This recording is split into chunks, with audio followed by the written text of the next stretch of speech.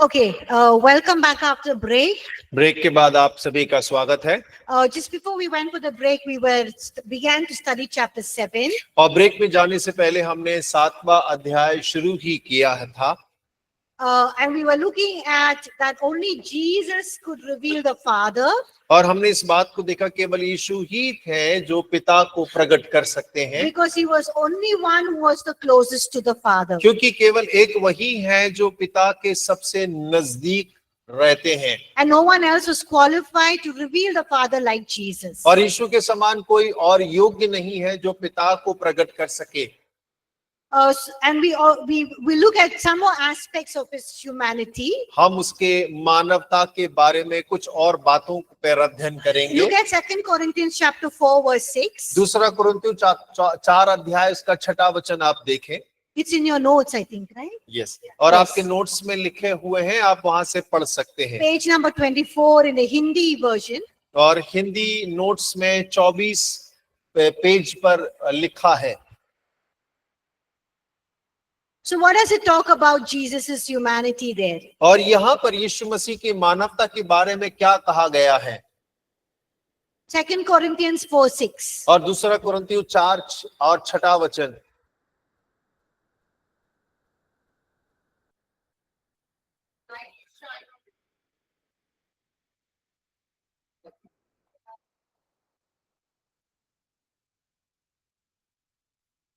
What is Jesus doing here? और यीशु मसीह यहाँ क्या कर Or रहे what हैं does he do? और क्या कर रहे हैं यहाँ कर सकते हैं, क्या कर सकते और हैं? क्या कर सकते हैं?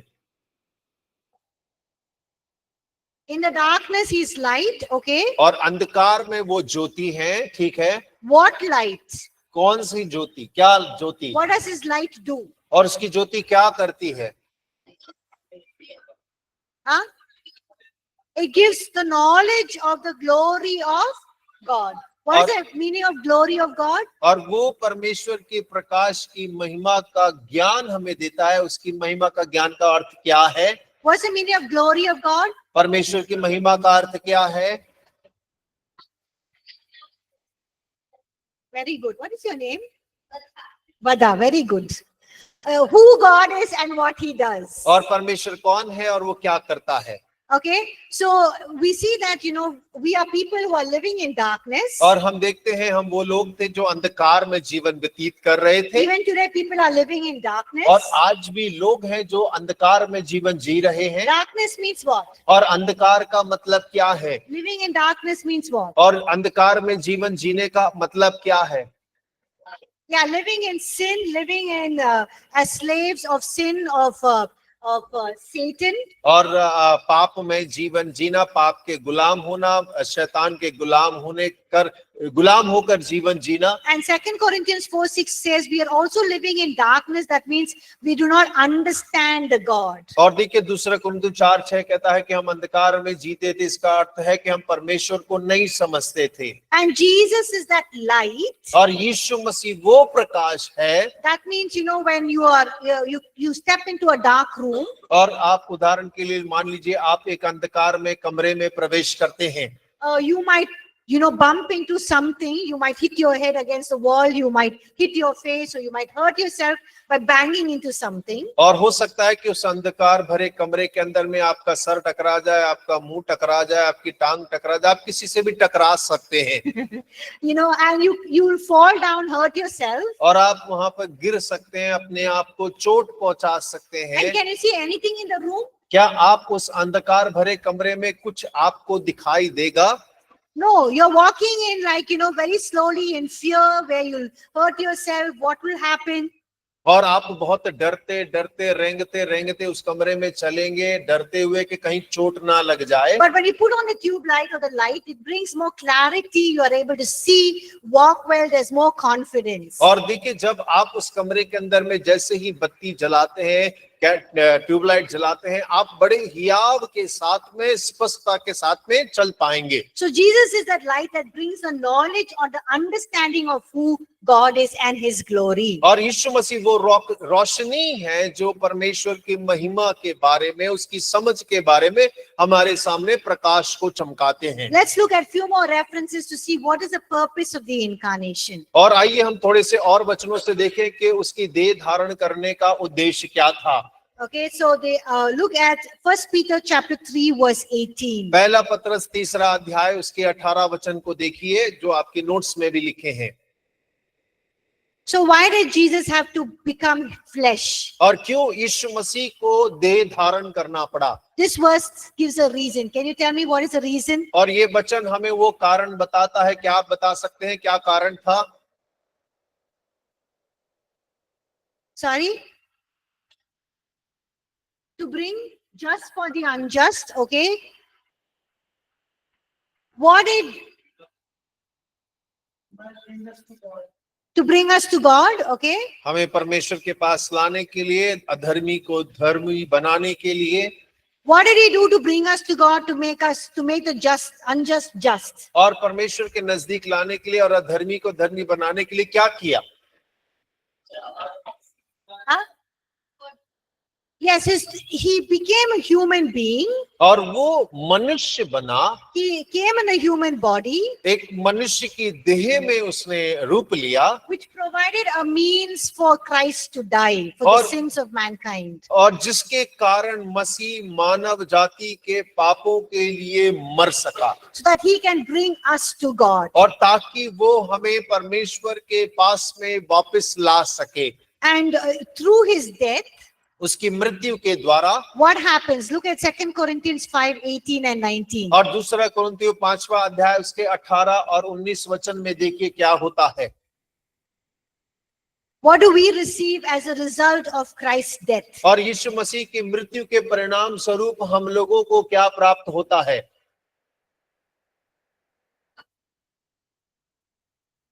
Yes, we are reconciled back to God. और हम परमेश्वर के साथ हमारा मेल मिलाप हो जाता है, And through his death, we are made blameless and free from guilt. और उसके मृत्यु के द्वारा हमारे अंदर से गिलानी दूर हो जाती है। And it is through his death that we are presented holy and blameless without accusation before God. और देखिए उसके मृत्यु के द्वारा ही हम परमेश्वर के सम्मुख में बिना दोष के, बिना पाप के, बिना कलंक के उपस्थित होते हैं। Isn't that wonderful? और क्या अद्भुत बात है या नहीं? We are sinful people, और हम जो पापपूर्ण व्यक्ति हैं, full of guilt and shame. और जिनके अंदर शर्म और गिलानी भरी हुई है, But because of Jesus' death, और क्योंकि यीशु मसीह वहां पर मौजूद हैं, when we ask Jesus to forgive our sins and accept him as our Lord and Savior, जब हम यीशु मसीह से क्षमा मांगते हैं और उसे अपना उद्धारकर्ता के रूप में ग्रहण करते हैं, we are made blameless and free from guilt. और हम जो है निर्दोष और गिलानी से आजाद हो जाते हैं। And when God the Father looks at each one of you, he does not look at you as sinful people, but holy and blameless. और जब पिता परमेश्वर हम सब लोगों को देखता है, तब वो हमें पापी और गिलानी का व्यक्ति नहीं, लेकिन हमें पवित्र और दोष मुक्त देखता है। And we are standing there before God the Father without any accusation. और हम पिता परमेश्वर के सामने बिना किसी दोष के खड़े होते हैं। Isn't that wonderful? और ये अद्भुत बात है या नहीं है? Can we say thank you, Jesus? और क्या हम उसका धन्यवाद कर सकते हैं? Yes, because of Jesus and what he did on the cross, और देखिए यीशु मसीह और क्रूस पर जो उसने हमारे लिए किया, God the Father looks at us as holy and blameless and free from sin. और पिता परमेश्वर जब हमको देखता है तो वो दोष मुक्त देखता है, आजाद देखता है, पाप से छुटकारा पाए हुए हमें देखता है। And 2 Corinthians 5:18 and 19, Paul says that because of Christ that we are reconciled to God. और देखिए 2 कुरिन्थियों 5 उसके 18-19 में पौलुस इस प्रकार कहता है, मसीह यीशु के कारण हमारा परमेश्वर के साथ फिर से मेल मिलाप करा दिया गया। And because of Jesus Christ, God and man are being brought together in friendship and not enmity. There's no enmity between us. और देखिए कि यीशु मसीह के कारण से मनुष्य और परमेश्वर की मित्रता हो गई। अब हमारे बीच में कोई शत्रुता नहीं है, उसका कारण मसीह यीशु है। Look at Colossians chapter 1 verse 21 and 22. कुलुसियों उसका पहला अध्याय उसका 21 और 22 वचन को देखिए। Look at what Christ's death brought for us. और देखें कि मसीह ने हमारे लिए क्या किया। Can you tell me what that Christ's death brought for us? और क्या आप मुझे बता सकते हैं कि मसीह की मृत्यु ने हमारे लिए क्या खरीद कर दिया? Yes, we are made holy, हम पवित्र किए गए blameless, और निर्दोष। okay? We are without any guilt or shame before God's sight. और हम परमेश्वर की नजर में बिना शर्म बिना गिलानी के खड़े हैं। And also one more thing. और एक और चीज, Yes, we are reconciled to God. और हम मसीह के साथ हमारा मेल मिलाप करा दिया गया। So through his death, all of these things we are benefited with. और देखिए यीशु की मृत्यु के द्वारा इन सारी चीजों से हमें लाभ पहुंचाया गया है। And we see that Christ suffered on the cross and he died as a human being. Look at 1 Peter chapter 4 verse 1. और देखिए पहला पत्रस 4 उसके एक पहले वचन को देखेंगे कि मसीह यीशु हमारे पापों के लिए हमारे शरीर में और उसने दुख उठाया और हमारे लिए मरा। So he suffered for our sins in the flesh. और उसने अपने शरीर में हमारे लिए दुख उठाया। He suffered for us being as a human being. और उसने हमारे लिए दुख उठाया एक मानव होते हुए। 1 Peter chapter 4 verse 1. पहला पत्रस 4 अध्याय उसका पहला वचन। Okay. It says, therefore, since Christ suffered in his body, और वहां लिखा है कि मसीह ने अपनी देह में दुख उठाया। arm yourselves with the same attitude.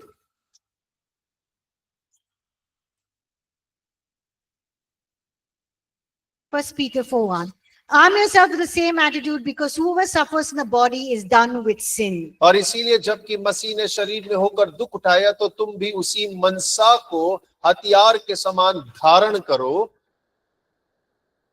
So we see here that 1 Peter chapter 4 verse 1 clearly says Jesus suffered in the flesh, in the human body. और देखिए कि पहला पत्रस 4 अध्याय उसका पहला वचन इस बात को स्पष्ट रीति से बताता है कि यीशु मसीह ने मानव धारण देह धारण कर हमारे लिए दुख उठाया। So he suffered in the flesh so that we can be holy and blameless and free from sin. और उसने देह में मनुष्य की देह के रूप में दुख उठाया ताकि मैं और आप पाप के बिना निर्दोष और निष्कलंक परमेश्वर के सामने खड़े हो सके। We look at a few more verses that talk about Jesus bearing the sins of mankind in his body. और हम कुछ और वचनों को देखेंगे जहां इस बात को देख पाएंगे कि यीशु मसीह ने अपने शरीर में हमारे मनुष्य जाति के पापों को उठा लिया। So there are 3 scripture references there in your notes. और आपके नोट्स में 3 वचन दिए गए हैं। John chapter 1 verse 29. और यूहन्ना पहला अध्याय उसका 29 वचन। Hebrews 10:5 and 6. इब्रानी उसका 10 अध्याय उसका 5 और 6 वचन। And 1 Peter 2 verse 24. पहला पत्रस दूसरा अध्याय 24 वचन। So all of you please read those verses. और कृपया कर आप सभी अपने नोट्स में दिए गए वचनों को पढ़ लें।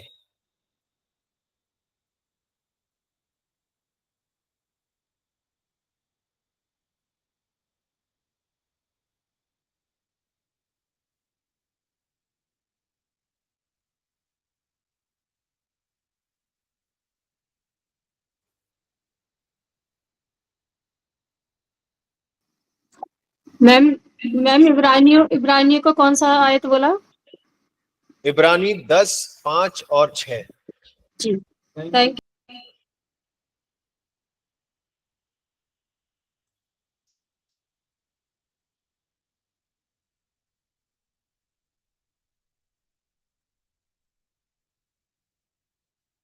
So what does John chapter 1 verse 29 say? यूहन्ना 1 उसका 29 वचन क्या कहता है?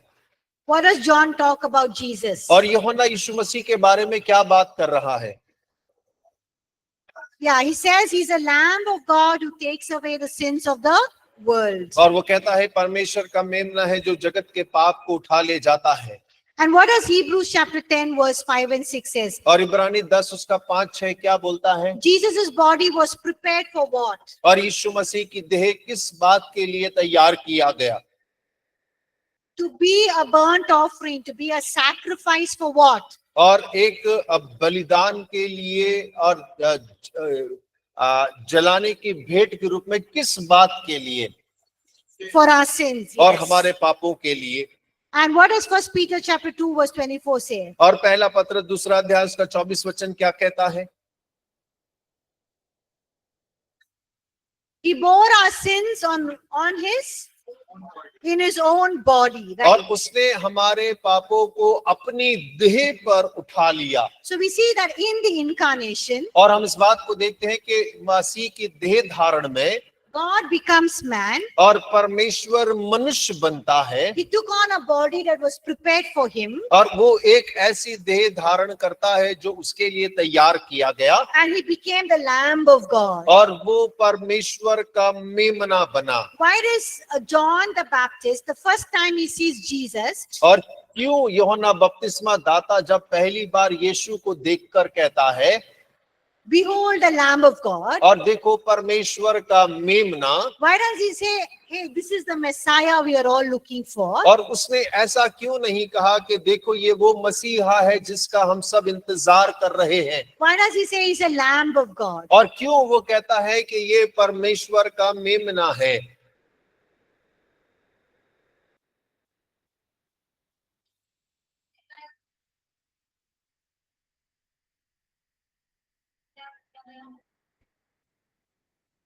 Okay, good.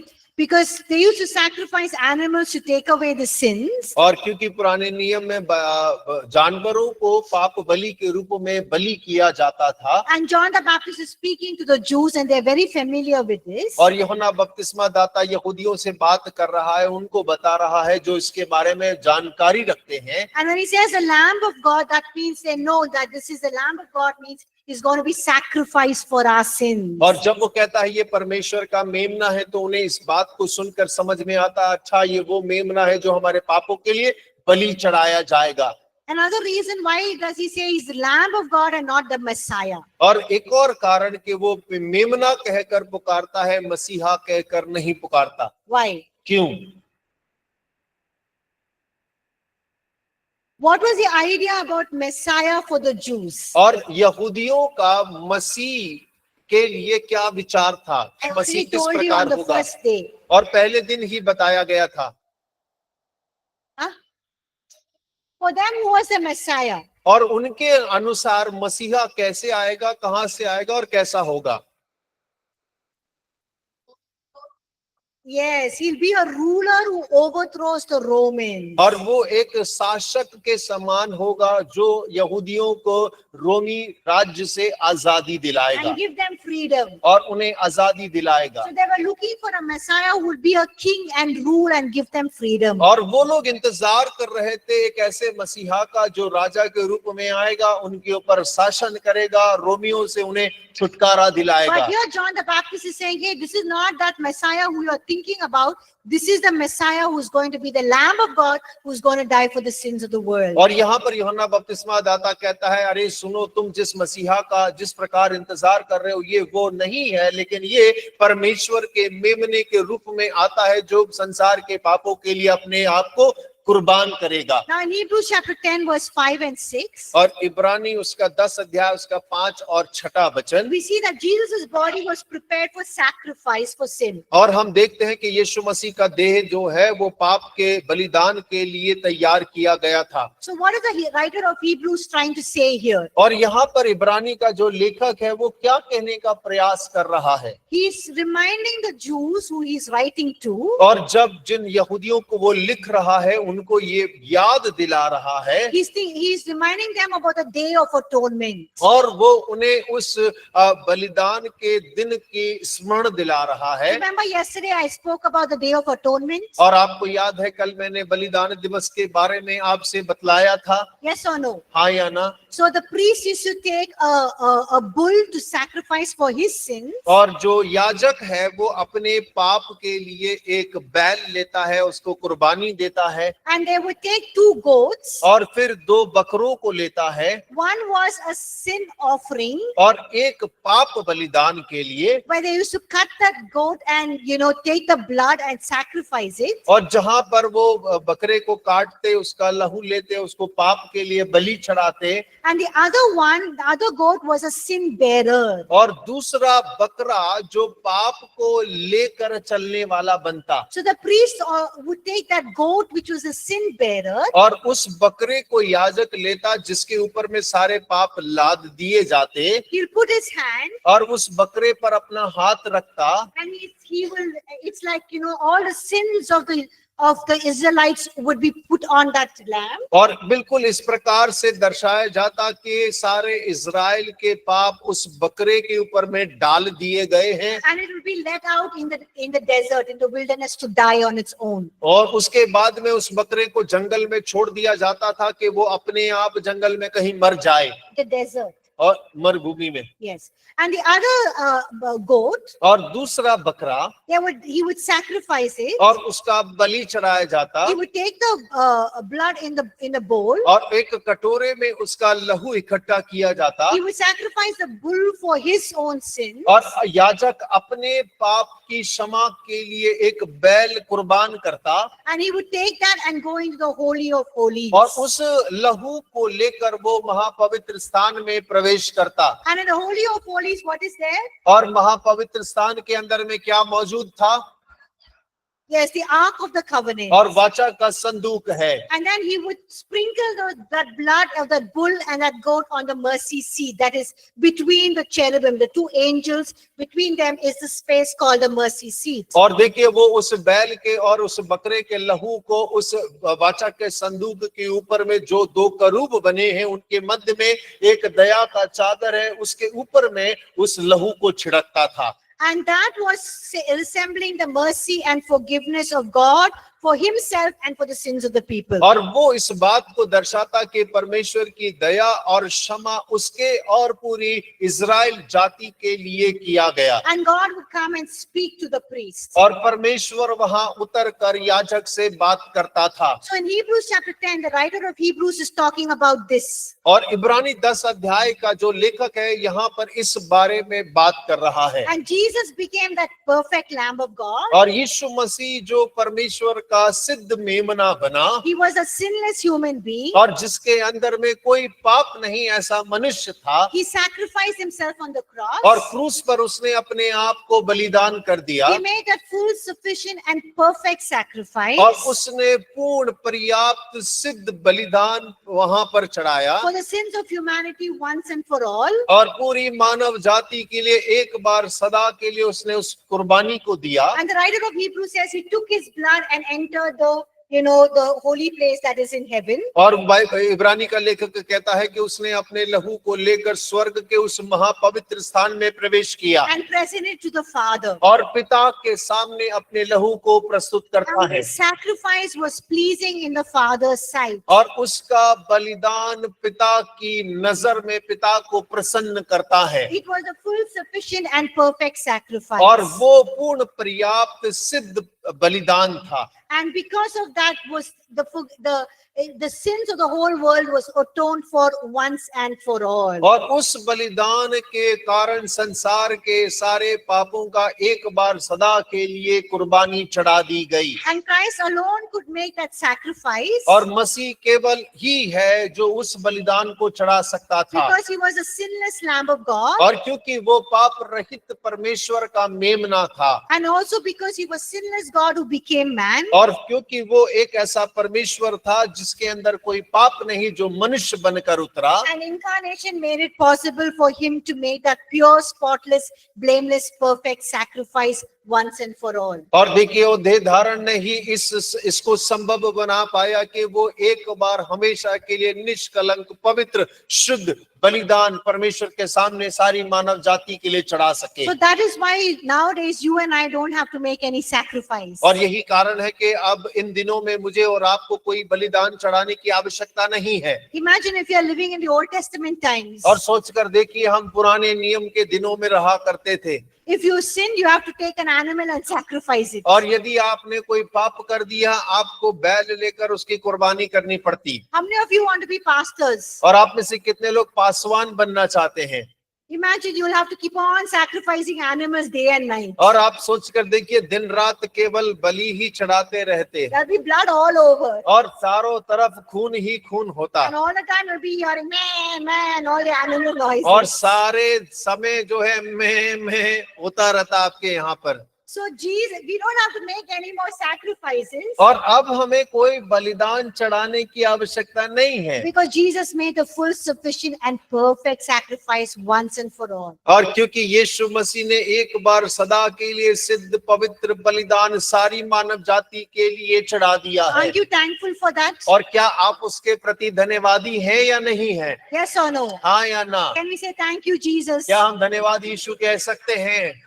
Because he has made a sacrifice for our sins. और क्योंकि उसने हमारे पापों के लिए कुर्बानी दी है। Look at Romans chapter 8 verse 3 and 4. और रोमियो 8 उसका 3 और 4 देखें।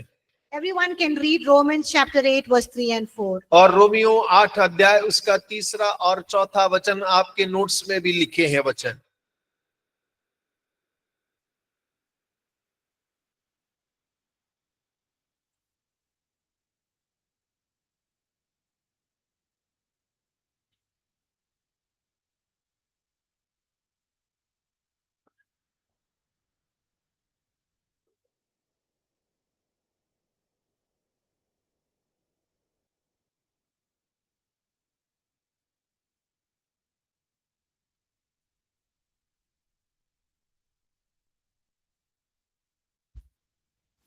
Okay, here we see a very important truth in Romans 8 verse 3 and 4. और रोमियो 8 उसके 3 और 4 में हम एक बड़ा महत्वपूर्ण सत्य देख रहे हैं। It says here, for the law, what the law could not do. और वो कहता है कि जो व्यवस्था ना कर सकी। Which law is Paul talking about here? और पौलुस यहाँ पर कौन सी व्यवस्था के बारे में बात कर रहा है? The law of Moses, the Old Testament laws. और मूसा की व्यवस्था, जो पुराने नियम की व्यवस्था है, पौलुस उसके बारे में बात कर रहा Who है। gave those laws? Who gave those laws? और ये किसने दिया था? किसने ये व्यवस्था को दिया? मूसा को किसने दिया? Yes, God gave Moses the laws. और देखिए, परमेश्वर ने मूसा को ये व्यवस्था दी थी। But here it says what the law could not do. और यहाँ कहता है कि जो व्यवस्था न कर सका। What was it that the law could not do? और वो कौन सी बात थी जो व्यवस्था ना कर सकी? Now the law required everyone to live by the standards or the righteous demands of the law. और देखिए, व्यवस्था इस बात की मांग करती है कि हर एक उस व्यवस्था के अनुसार, उस विधि के अनुसार अपने जीवन का यापन करे या जीवन को जिए। But the law did not give people the spiritual aid or the strength or the help to keep the law. और लेकिन जो व्यवस्था है वो लोगों को आत्मिक मदद ना दे सका, आत्मिक शक्ति ना दे सका कि वो व्यवस्था के अनुसार अपने जीवन को जी सके। And that is why the people in the Old Testament again and again were breaking the law. और यही कारण था पुराने नियम के अंदर में कि पुराने नियम के लोग बार बार व्यवस्था उल्लंघन करते थे। Why? Because of the flesh, man's flesh or human's flesh. और क्यों? क्योंकि मानवीय देह की वजह से। Our flesh is a sinful flesh. और क्योंकि हमारी जो देह है वो पापपूर्ण देह है। We have a sinful human nature. और हमारा पापी मनुष्य का स्वभाव है।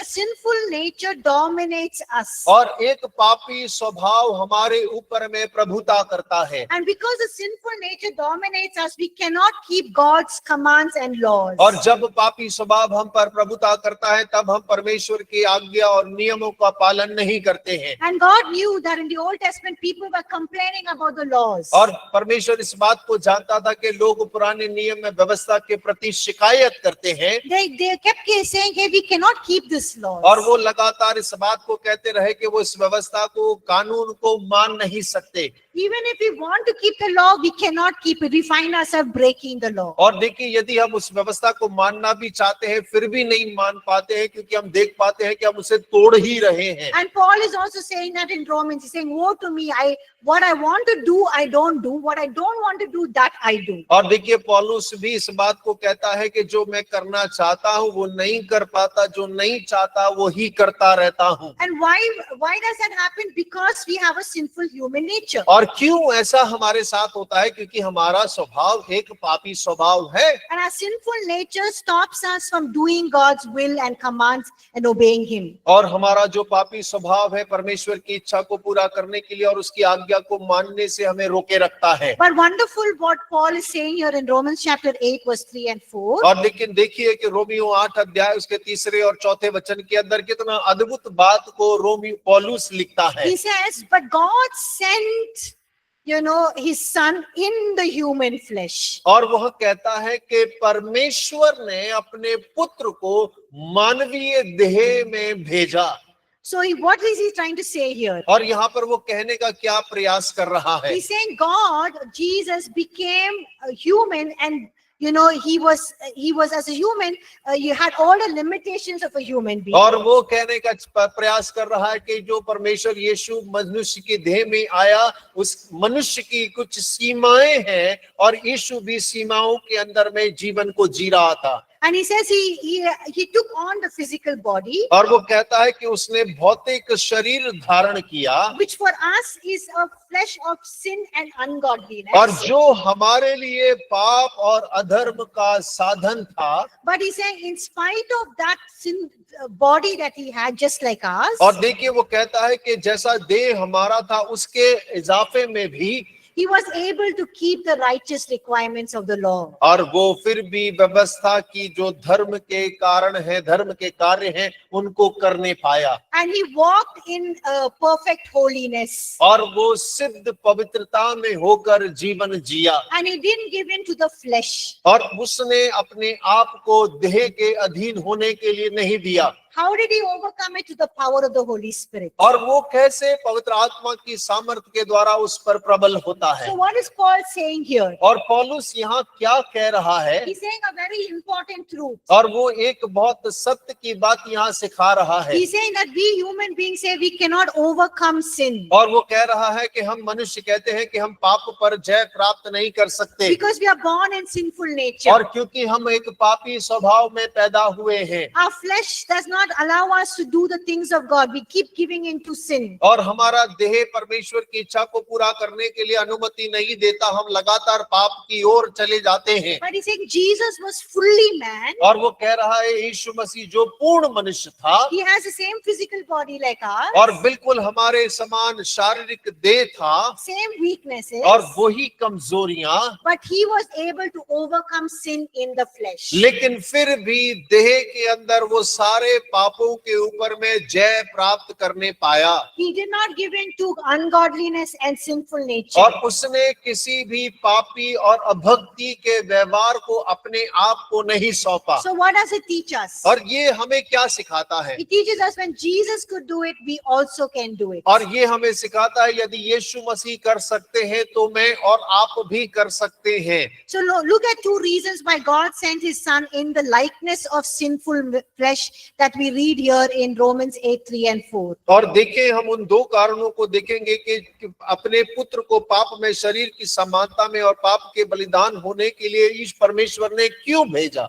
So the first thing is he sent his own son in the likeness of sinful flesh on account of sin. और वो पहला है कि उसने अपने पुत्र को पाप में मनुष्य की समानता में पाप की बलि होने के लिए भेजा, To be a sin offering. और एक पाप बलि के रूप में भेजा। Like I explained what happened on the Day of Atonement. और जैसे हमने बताया उस पाप बलि के समय पर क्या होता है। And the second reason why God sent his son in the likeness of sinful flesh, और दूसरा कारण के परमेश्वर ने अपने पुत्र को पाप में शरीर के भेष में इसलिए भेजा is to condemn sin in the flesh. कि वो देह में उस पाप को नाश कर सके। The same flesh that, sin reigns in us. और वही देह जिसके अंदर में, जिस हमारे अंदर में जहां पाप राज्य करता है, But God in Christ broke that sin's power in the flesh. और लेकिन मसीह यीशु ने उसी देह के अंदर में पाप की सामर्थ्य को तोड़ डाला। So you and I, as believers of Jesus Christ, आप और मैं यीशु मसीह के विश्वासी होने के नाते, we need not be subject to the flesh. और मैं और आप शरीर के अधीन नहीं हैं, We don't have to give in to the dictates of the flesh. और मुझे और आपको शरीर के अधीन उसकी आज्ञाकारिता में हमें नहीं देना है। Just like Jesus did not give in to the dictates of the flesh. और बिल्कुल वैसे ही जैसे यीशु मसीह ने अपने आप को देह के अधीन होने के लिए नहीं दिया। And how was he able to overcome the power of the flesh through the power of the Holy Spirit? और कैसे उसने इस देह की सामर्थ्य पे जय पाया? वो पवित्र आत्मा की सामर्थ्य के द्वारा देह के ऊपर में जय पाता है। So do you have the Holy Spirit in you? और क्या पवित्र आत्मा आपके भीतर भी वास करता है? Yes, that means you can overcome all of the sinful things that your flesh craves for. और इसका मतलब है कि वो सारी पाप में लालसाएं जिसकी भूख आपके शरीर को लगती है, उसके ऊपर में आप भी जय प्राप्त कर सकते हैं। And then Paul is saying, because of that, we can obey God's commands. We can keep His word, just like Jesus obeyed God's commands. और देखिए उसके बाद पौलुस कहता है, जैसे यीशु ने पिता की आज्ञा को माना, हम लोग भी उसके द्वारा परमेश्वर पिता की आज्ञाओं को मान सकते हैं। So you understand why Jesus came in the flesh again, right? और क्या आप समझ पा रहे हैं दोबारा से कि यीशु मसीह देह में क्यों संसार में आए? So we looked at two reasons. और हमने यहाँ पर दो कारण को देखा। One is to make that sacrifice, एक बलि चढ़ाने के लिए, and the second one और दूसरा है to overcome the power of the flesh, of the sinful flesh. और शरीर में पाप पर दंड की आज्ञा पर जय पाने के लिए। Now let's look at Hebrews chapter 2 verse 14 and 18. और आइए हम देखें इब्रानी दूसरा अध्याय उसका 14 से 18 तक। And this passage और इस पद में presents three purposes of the incarnation और हम यहाँ तीन उद्देश्यों को देखेंगे देह धारण करने के बारे में, and one consequence of it. और उसके दुष्परिणामों को भी हम देखेंगे। So read Hebrews 2 14 and 18. और इब्रानी दूसरा अध्याय उसका 14 से लेकर 18 तक पढ़िए, आपके नोट्स में भी लिखा है। And tell me what are the three purposes of the incarnation. और फिर आप मुझे वो तीन कारण बताइए देह धारण करने के क्या हैं। Everyone is reading Hebrews 2 14 and 18. और हर एक जन पढ़िएगा इब्रानी दूसरा अध्याय उसका 14 से लेकर 18 वचन तक।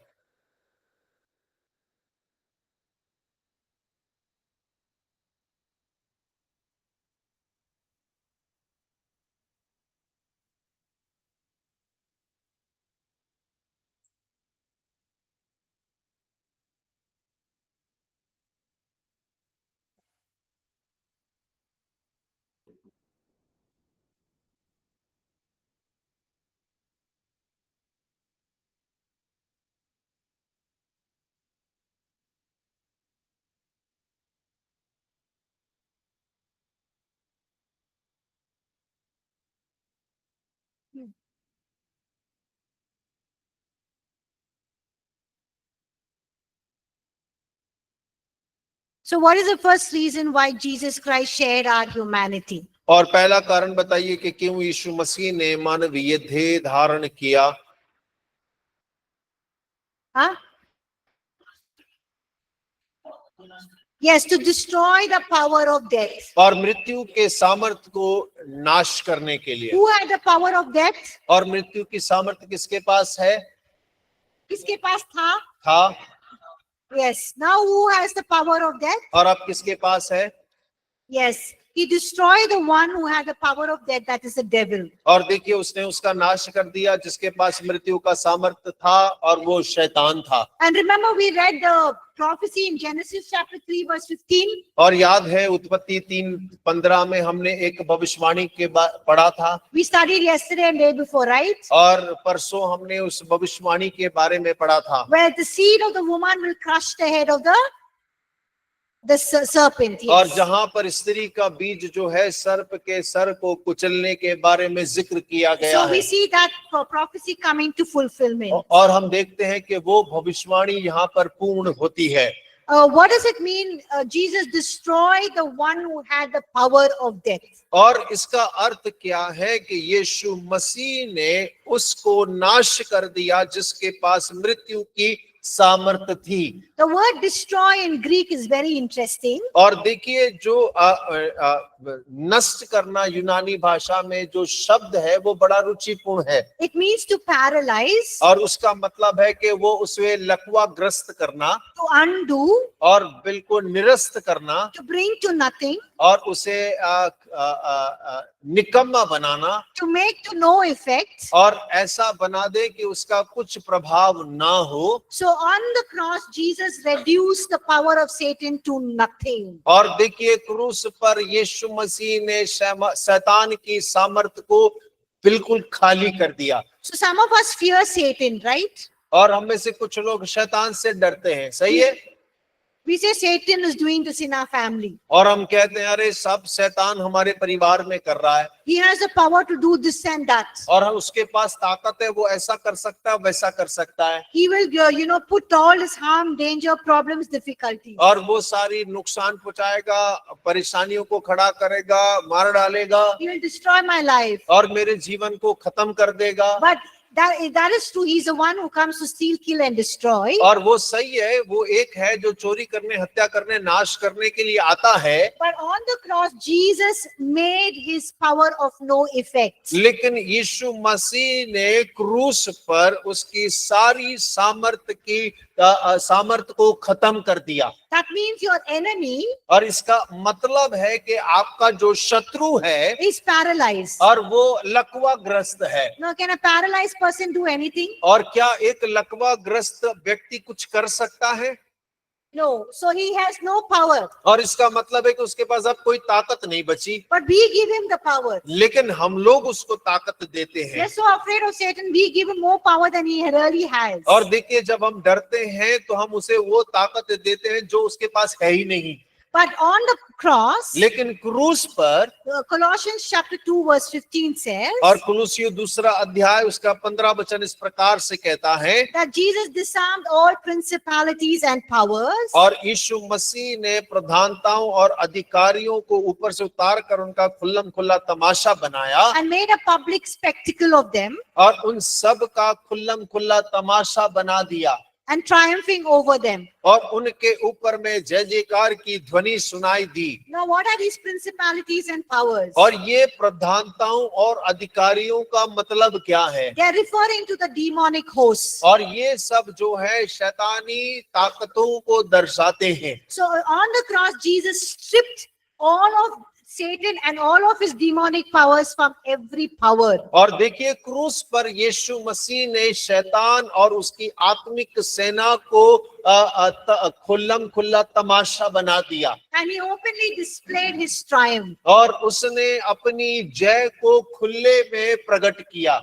And he destroyed the power of the devil. और उसने शैतान की सामर्थ को, उसकी ताकत को नष्ट कर दिया। Now it's very important to note this, और देखिए ये बहुत महत्वपूर्ण है इस बात को जानना that Christ defeated Satan on the cross कि मसीह ने क्रूस पर शैतान को हरा दिया है, and triumphed over Satan, और शैतान पर जय प्राप्त कर ली है, not as God but as a human being. और एक परमेश्वर के रूप में नहीं लेकिन एक मनुष्य के रूप में उस पर जय पाया है। And why did he do that? और क्यों ऐसा किया? So that he can be a representative of the human race. और ताकि वो मानव जाति के लिए प्रतिनिधि बन सके। And Hebrews chapter 2 verse 10 says और इब्रानी उसका 2 अध्याय उसका 10 वचन इस बात को कहता है, that Jesus is the captain of our salvation. और यीशु मसीह हमारे उद्धार का कप्तान हो गया। Now, have you seen in some movies, war movies, और क्या आपने कभी कोई युद्ध की पिक्चर देखी हो? in where only the kings come to fight. Only the king will come and fight. और उस पिक्चर में आपने देखा होगा केवल दो सेनाओं के राजा, केवल राजा आमने सामने लड़ने के लिए आते हैं। So if one king wins, that means his whole army wins. और अगर एक राजा जीत जाता है उसका अर्थ है कि उसकी पूरी सेना जीत गई। Just like a Goliath, और बिल्कुल गोलियात के समान। the Philistines came to war against Israelites. और फिलिस्ती लोग इजरायली के विरुद्ध युद्ध करने के लिए आते हैं। And Goliath was saying, just send one person. If he wins, then Israelites win. But if I win, the Philistines win. और गोलियात इस प्रकार कहता है इजरायलियों से कि एक आदमी को भेज दो, अगर वो जीत गया तो आप जीत गए, अगर मैं जीत गया तो पूरा फिलिस्तीन जीत गया। So if the king or the commander of the army wins, that means the whole army has won, right? और देखिए यदि राजा या सेनापति अगर जीतता है तो पूरी सेना जीती हुई मानी जाती है। Yes or no? हाँ या ना? In the same way, और बिल्कुल वैसे ही Jesus as being us as a human being और यीशु मसीह हम मानव जात मानव के समान and representing us as human beings, और वो हम मानव का प्रतिनिधि बनकर हमें प्रतिनिधित्व करता है। he died on the cross और वो क्रूस पर मरा and he defeated Satan and और- his power. और उसने शैतान को और उसकी सामर्थ को खुल्लम खुल्ला तमाशा बनाया। And Hebrews 2:10 says that he is the captain of our और salvation. इब्रानी 2 अध्याय उसका 10 वचन कहता है कि वो हमारे उद्धार का कप्तान बन गया। That means what? और इसका मतलब क्या है? That means Jesus shares his victory on the cross with us. और इसका मतलब है कि यीशु मसीह ने क्रूस पर जो जय प्राप्त करी वो हमारे साथ में बांटता है या साझा करता है। That means we have victory over Satan and over his demonic powers. और इसका मतलब ये है कि हमारे पास में भी शैतान और उसके सेना के ऊपर में जय उपलब्ध है। Amen. आमीन। So you are, you are over the enemy. और इसका मतलब है कि आप शत्रु के ऊपर हैं You have won the victory. और आपने जय प्राप्त कर ली है He is defeated in before you. और वो आपके सामने हारा हुआ है। Satan knows this truth, but you know and I don't know this truth. और देखिए शैतान इस सत्य को जानता है लेकिन आप और मैं इस सत्य को नहीं जानते He हैं। wants us to live in this lie that he is over us and he's stronger than us. और शैतान चाहता है कि हम इसी झूठ में जीते रहें कि हमारे ऊपर में वो है, हम उसके अधीन हैं। But actually, in reality, the truth is that we have won the victory over Satan. और लेकिन हकीकत ये है कि हमने शैतान पर जय प्राप्त कर चुके हैं And he is nothing before us. और वो हमारे सामने कुछ भी नहीं है। Amen. आमीन। And this was because, Jesus became human and he could do that and share his victory with us. और ये सब इस वजह से क्योंकि यीशु मसीह मानव बना और वो क्रूस की जय को हमारे साथ में साझा करता है। Now, the second thing,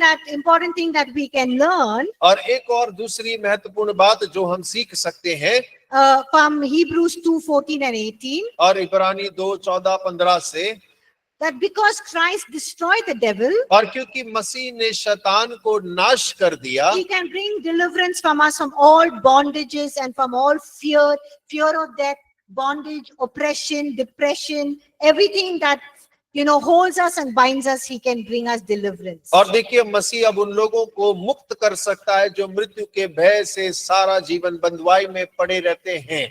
He has delivered us from the fear and the torment of death, of Satan, of fear of any other things that bind us and hold us. और हर एक डर, चाहे वो मौत का हो चाहे शैतान का हो, किसी प्रकार का भी डर क्यों ना हो, मसीह हमें छुटकारा देता है। And the third thing that we can learn from this passage और तीसरा जो इस अध्याय से हम सीख सकते हैं about the purpose of the incarnation, और मसीह के देह धारण करने के उद्देश्य के बारे में, that Christ became that merciful, faithful high priest, और मसीह जो है विश्वास योग्य और दयालु महायाजक बन गया, making the atonement for the sins of the people. और जो लोगों के पापों के प्रायश्चित के लिए कुर्बान हुआ। And I already explained that to us. और ये मैं आपको पहले समझा चुकी हूँ। So these are the three purposes of the incarnation that we can get from Hebrews chapter 2 verse 14 to 18. और देखिए मसीह के देह धारण करने के ये 3 कारण जो है हमें इब्रानी 2 अध्याय 14 से 18 में प्राप्त होते हैं। Another aspect that we see the consequence of it is देखिए एक और नजरिया जो हम इसका परिणाम देखते हैं in the same chapter, Hebrews chapter 2 verse 14 to 18. और ये उसी अध्याय और उन्हीं वचनों में है, दूसरा अध्याय इब्रानी का 14 से 18 में, Basically verses 14 to 16. और विशेषकर 14 से लेकर 16 तक। We'll come back after the break and look at that. और ब्रेक के बाद में आकर हम इसे देखेंगे।